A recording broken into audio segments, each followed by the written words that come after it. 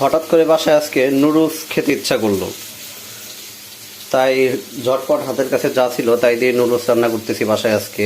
সবসময় তো বাইরে স্ট্রিট ফুডগুলো দেখানো হয়, তারপরে বিভিন্ন রেস্টুরেন্টের ভিডিওগুলো দেখানো হয় কোথায় কী আইটেম আছে। তো আজকে যেহেতু বাসায় নিজে রান্না করে খাচ্ছি, তাই ভাবলাম যে আজকে ভিডিওটা আপনাদের সাথে শেয়ার করে দিই। তো এখানে হচ্ছে আমি পেঁপে কেটে নিয়েছি, পেঁপে আর কাঁচা পেঁপে আর পেঁয়াজ আছে এখানে, আর এটা হচ্ছে শসা। মূলত শসা আর পেঁপে এই সবজিটা দিয়েই নুডলস রান্না করব। আর আমি এখানে অলরেডি চুলায় চিকেনটা ভেজে নিচ্ছি, চিকেনটাও নুডলসের মধ্যে দিয়ে দিব। তো হুট করে মনে হলো যে ভিডিও করবো, এই জন্য ফার্স্টে থেকে ফুল প্রসেসটা দেখাতে পারিনি। এখানে জাস্ট চিকেনগুলো আমি কেটে নিয়ে আদা রসুন তারপরে একটু মরিচের গুঁড়া লবণ এগুলো দিয়ে একটু মাখায় রেখে দিচ্ছিলাম আর কি ফ্রিজে। এটা ভাজা হয়ে গেলে আমি সবজিটা রান্না করে নিব। তো আমি আস্তে আস্তে দেখাচ্ছি যে আমি কিভাবে রান্না করি। আমি যদিও রান্না করতে পারি না, শখ করে বাসায় আজকে নুডলস রান্না করে খাচ্ছি, তো সেই ভিডিওটা আপনাদের সাথে শেয়ার করার আর কি।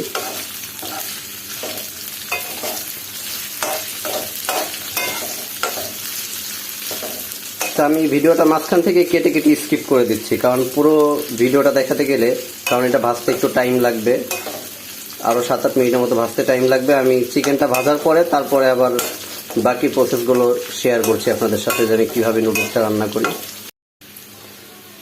তো চলে আসলাম 5 থেকে 7 মিনিট পরে। দেখুন আমার চিকেনটা কিন্তু ভাজা হয়ে গেছে অলরেডি, এটার কালারটাও কিন্তু চেঞ্জ হয়ে গেছে। তো চিকেনটা এখন পারফেক্টভাবে ভাজা হয়ে গেছে, যেহেতু আমি কিন্তু চিকেনটা এখন নামিয়ে নিব, এবং চিকেনটা নামিয়ে নেওয়ার পরে আমি এই তেলের মধ্যেই সবজিগুলো দিয়ে দিব। তো দেখা যাক নুডলসটা কেমন হয় আজকে।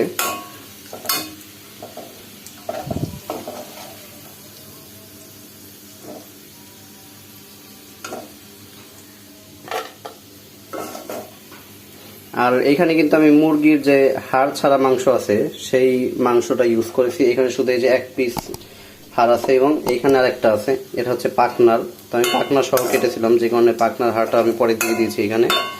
তো এটা ছাড়া কিন্তু বাকি সবগুলো মাংসই কিন্তু এই যেগুলো সব হাড় ছাড়া মাংস, এগুলো আমি একটু লম্বা করে কেটে নিয়ে তারপরে মেখে রেখেছিলাম। তো এই হচ্ছে আমার চিকেন ভাজা।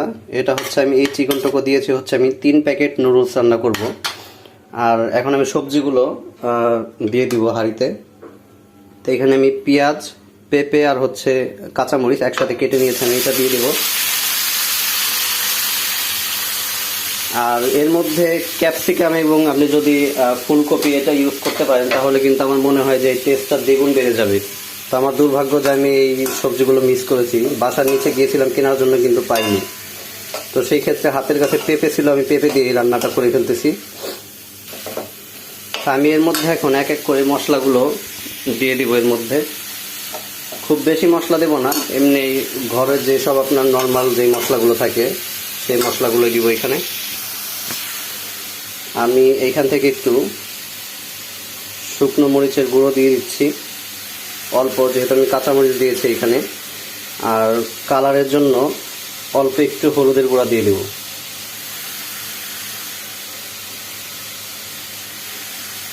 আর দিয়ে দিচ্ছি এখান থেকে একটু জিরার গুঁড়া।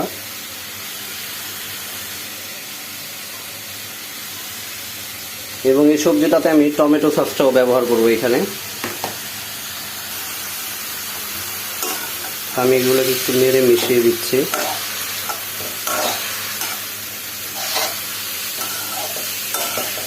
পেঁপেটা মোটামুটি হালকা একটু সিদ্ধ হয়ে গেলে এরপর আমি শসাটা দিয়ে দেবো এর মধ্যে, কারণ শসাটা যেহেতু নরম, সেক্ষেত্রে আমার মনে হয় শসাটা এর সাথে একসাথে দিলে শসাটা গলে যেতে পারে, এই কারণে শসাটা আমি লাস্টের দিকে দিব। আমি একটু টমেটো সস মিশিয়ে দিচ্ছি এখানে, এখন অল্প একটু সস দিয়ে দেব।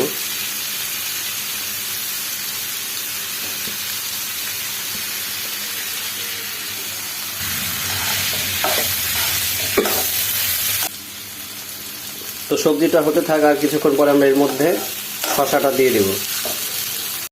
দেখুন পেঁপেগুলি মোটামুটি সিদ্ধ হয়ে গিয়েছে। এই মুহূর্তে আমি আমার শসাগুলো দিয়ে দেবো এখানে, আমি যে শসাটা কেটে রেখেছিলাম। এবং শসাটা দেওয়ার 3-4 মিনিট পরে আমি এই সবজিটা নামিয়ে ফেলবো। এরপরে আমি আমার নুডলসটা রান্না করে ফেলবো। এবং আমি এখানে লবণ দিয়ে দিচ্ছি আর একটু। লবণটা দেওয়া দেখানো হয়েছিল না আপনাদের।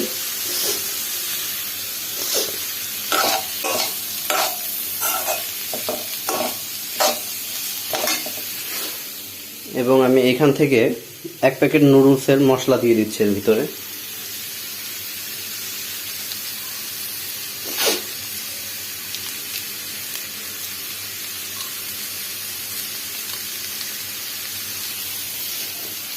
এবং বাকি যে 2 প্যাকেট মশলা আছে সেটা আমি নুডলসের মধ্যে দিয়ে দিব। এটা দিলাম সবজির মধ্যে, যাতে মশলাটা সবজির সাথে ভালোভাবে মিশে যেতে পারে। সবজিটার চেহারা দেখে আমার নিজের কাছে মনে হচ্ছে যে খেতে খুব টেস্টি হবে। তো আপনারা কমেন্ট করে জানাবেন যে আসলে কেমন হলো। এখন আমি এটা 2-3 মিনিটের জন্য একটু ঢেকে দিচ্ছি।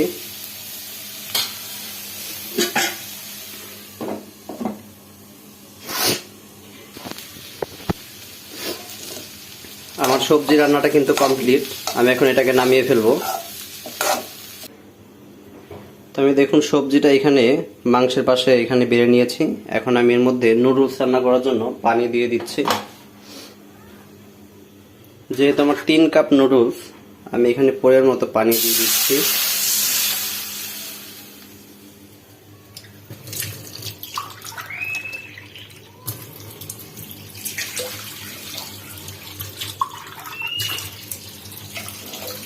পানিটা নুডলস রান্না করার সময় আমি আমার পরিমাণ মতো দিয়ে দিলাম। তো আমার মনে হয় এইটুকু পানিতে হয়ে যাবে, যেহেতু 3 প্যাকেট নুডলস, এর মধ্যে সবজি মিশবে আবার। তো আমি নুডলসগুলো এক এক করে এটার মধ্যে দিয়ে দিচ্ছি।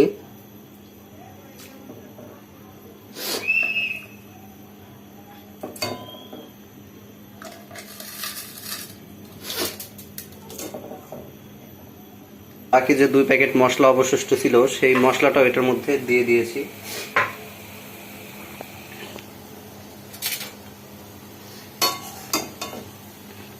আমি একটু উল্টে পাল্টে দিই এগুলো।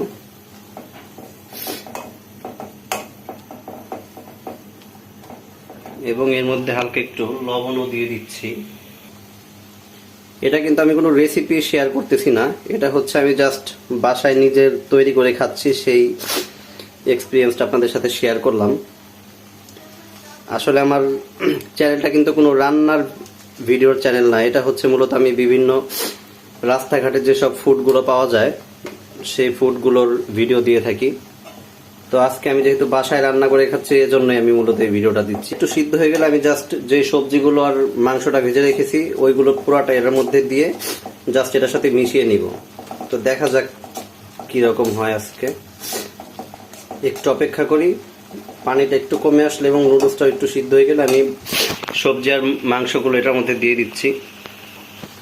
আমার মনে হয় আমি চাইলে এটার মধ্যে ডিমও মিশিয়ে দিতে পারতাম, ডিমটা দিলে কিন্তু খারাপ হতো না। সবজির মধ্যে যদি 2টা ডিম ভেঙে দিয়ে দিতাম।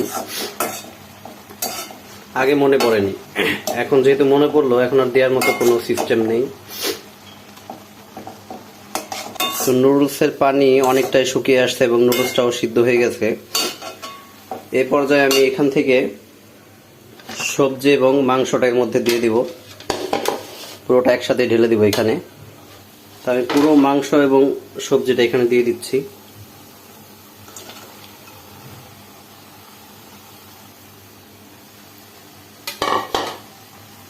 এবং এগুলো ঢেলে দেওয়ার পর আমি এখানে এটা পুরোটা মিশিয়ে নেব।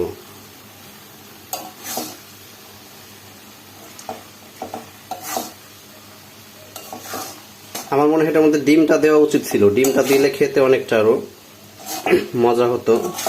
তো এটা যাই হোক, এটা যেহেতু আমি ভুলে গিয়েছিলাম, ডিমটা পরে মনে পড়ছে ডিমের কথা আমার। তো আজকে ডিম ছাড়াই খাই, আরেকদিন না হয় ডিম দিয়ে রান্না করে খাবো। খেতে মনে হয় না একবারে খারাপ হবে, যেহেতু কষ্ট করে রান্নাটা করেছি। আমার মতো যাদের খেতে ইচ্ছে করবে, যা বিশেষ করে যারা ব্যাচেলর আছেন, তারাও কষ্ট করে এভাবে রান্না করে খেয়ে নিতে পারেন।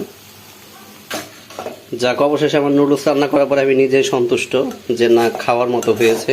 এবং আমি অলরেডি টেস্টও করে ফেলেছি, মোটামুটি খারাপ হয়নি স্বাদ। তো যাই হোক, আমার রান্না মোটামুটি শেষ। এখন সার্ভ করে দেখিয়ে দিচ্ছি, যেহেতু আমি খাবো, খিদাও লেগে গেছে। তো এই হচ্ছে আমার নুডলস, আমি এটা অলরেডি সার্ভ করে ফেলেছি খাওয়ার জন্য। আর নুডলসের চেহারাটা দেখে কি মনে হচ্ছে আপনারা জানাবেন যে আসলে কি এটা টেস্ট হবে কিনা। আমি অলরেডি টেস্ট করে ফেলেছি, আমার কাছে খারাপ লাগেনি। তো আমি নিজে রান্না করেছি, আমি সন্তুষ্ট যে এটা খাওয়ার মতো হয়েছে।